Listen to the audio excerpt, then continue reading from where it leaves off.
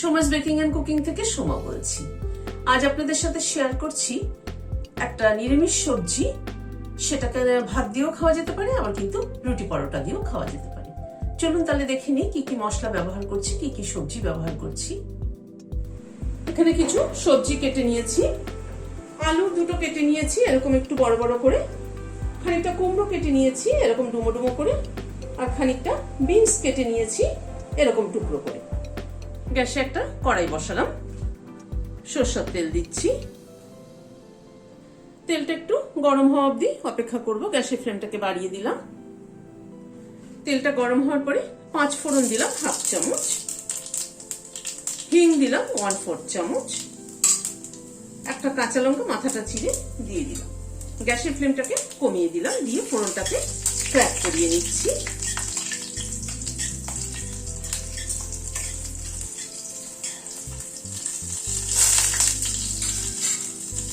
ফোড়নটা থেকে সুগন্ধ বেরোনোর পরে আলুটা প্রথমে দিয়ে দিচ্ছি। আলুটাকে আমি একটু বয়েল করে নিয়েছি। আলু সবসময় আমি একটু বয়েল করে নিই। আলুটাকে দিয়ে আলুটাকে প্রথমে একটুখানি নাড়াচাড়া করে নিচ্ছি, মানে আলুটাকে হালকা করে ফ্রাই করে নিচ্ছি।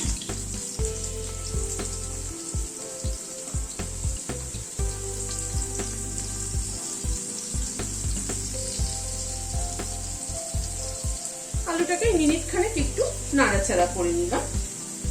তারপরে কুমড়োটা দিয়ে দিচ্ছি। কুমড়োটা দিয়ে কুমড়োটাকে একটুখানি ভেজে নিচ্ছি আগে।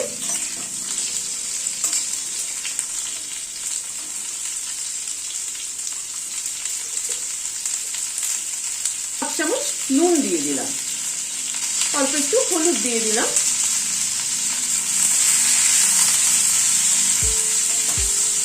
নুন হলুদ দিয়ে আলু কুমড়োটাকে আর একটু ফ্রাই করে নেব। গ্যাসের ফ্লেমটাকে মিডিয়ামে রেখে ফ্রাই করছি। অল্প একটু ঢেকে দিচ্ছি কুমড়োটা যাতে তাড়াতাড়ি কুক হয়ে যায়।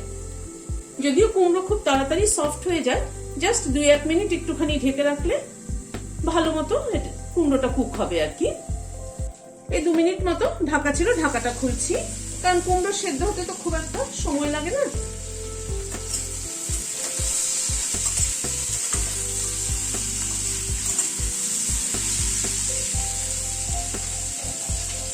এবার বিনসটাকে অ্যাড করে দিলাম। বিনসটাকে দিয়ে আবার একটুখানি ফ্রাই করে নেব।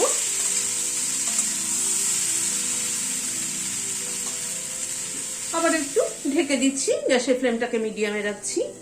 তরকারি সবসময় কিন্তু এইভাবে ঢেকে ঢেকে করলে পরে গ্যাসের ফ্লেমটাকে কমিয়ে নিয়ে তরকারির টেস্ট কিন্তু আলাদা হয় একদম।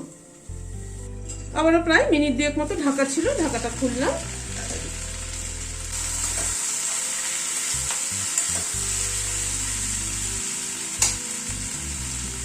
এখানে একটা আদা টুকরো নিয়েছি, সেটা ঘষে দিয়ে দিচ্ছি।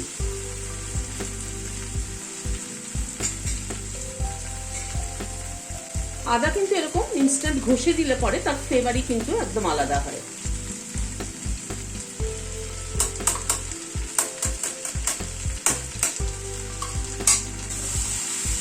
আদাটাকে দিয়ে একটু নাড়াচাড়া করে নিচ্ছি।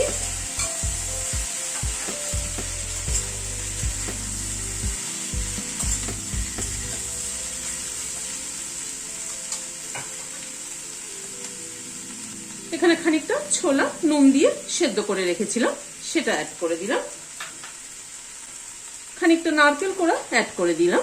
এখানে 2 টেবিল চামচ মতো নারকেল কোড়া হবে। সব দিয়ে আবার একটুখানি নাড়াচাড়া করে নিচ্ছি।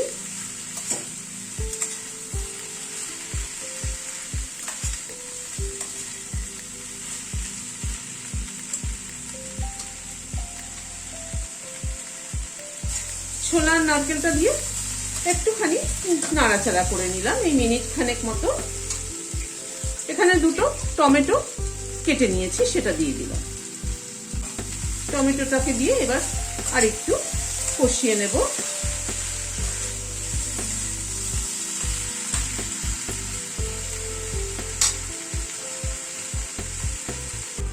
টমেটোটাকে দিয়ে আরো মিনিট 2-3 গ্যাসের ফ্লেমটাকে কমিয়ে একটু কষিয়ে নিলাম।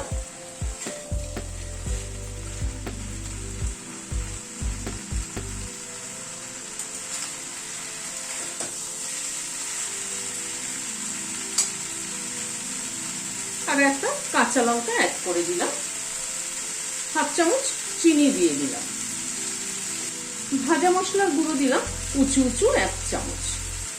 ভাজা মশলার গুঁড়োটাকে মিশিয়ে দিচ্ছি।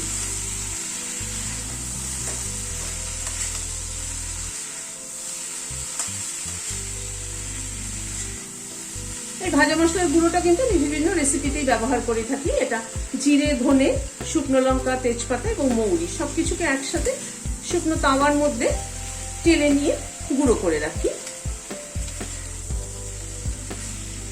ভাজা মশলাটাকে ভালো করে মিশিয়ে দিলাম, দিয়ে এবার গ্যাসের ফ্লেমটাকে বন্ধ করে দিচ্ছি, দিয়ে ঢেকে দিচ্ছি স্ট্যান্ডিং টাইম 5 মিনিট। এটা কিন্তু ভাতের সাথেও যেরকম খাওয়া যাবে সেরকম রুটি পরোটার সাথেও কিন্তু খাওয়া যাবে। রেসিপিটি যদি ভালো লেগে থাকে তাহলে একটা লাইক এবং সাবস্ক্রাইব করার অনুরোধ রইল। আজ তাহলে এখানে শেষ করছি। নমস্কার।